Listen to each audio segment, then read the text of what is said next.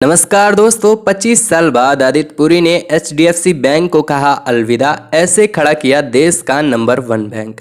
HDFC bank की 25 साल तक कमान संभालने के बाद आदित्य पुरी ने सोमवार को बैंक के नए प्रमुख कार्यपालक अधिकारी एवं प्रबंधक निदेशक की जिम्मेदारी शशिधर जगदीशन को सौंप दी है और इस तरह अपना आखिरी दिन बैंक के कॉरपोरेटर कार्यालय में गुजारने के बाद शाम 5:30 बजे सभी से विदा ली।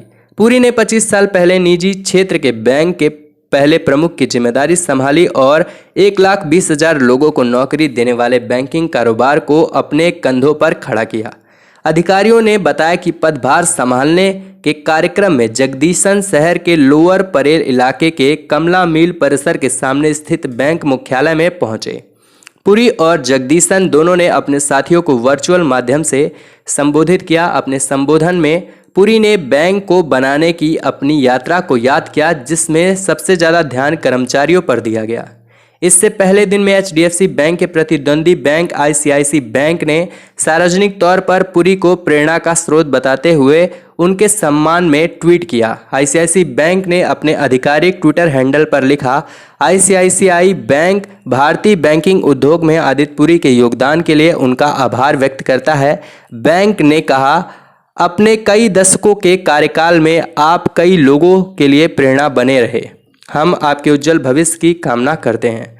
आदित्य पुरी ने बताया कि जब 25 साल पहले इस बैंक की स्थापना की गई थी तो उस वक्त हमारे कई साथी बच्चे थे, कई मिडिल क्लास थे जो बाटा के जूते पहनते थे, कई साथी ऐसे भी थे जो विदेशी कंपनियों में अच्छे पदों पर काम कर रहे थे। उन्होंने कहा कि सभी साथियों के मन में उस समय एक ही इच्छा थी कि एक हमारे देश में भी एक वर्ल्ड क्लास बैंक की स्थापना हो। उन्होंने कहा, मुझे अच्छी तरह याद है कि जब मैं सैंडोज हाउस में बैंक के लिए टीम बना रहा था तो लोगों को यही कहता था कि आओ और best bank of the world के साथ जुड़ जाओ। आदित्य पुरी ने कहा कि शुरुआती दिनों में चुनौतियां काफ़ी थी।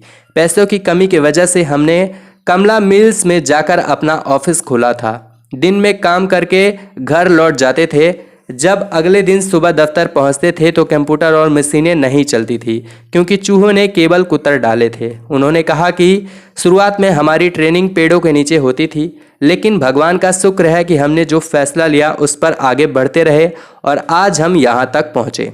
आदित्य पुरी ने ही 90s के दशक में भारत के निजी क्षेत्र में एचडीएफसी बैंक की स्थापना की थी। वे मलेशिया से सिटी बैंक की बढ़िया नौकरी छोड़कर आए थे। करीब 2 दशकों में पुरी ने बैंक को काफ़ी आगे बढ़ाया और इसे मुनाफे में रखते हुए सबसे कम एनपीए वाला बैंक बना दिया। एचडीएफसी बैंक के एमडी और सीईओ आदित्य पुरी भारत में सबसे ज़्यादा सैलरी पाने वाले बैंकर हैं।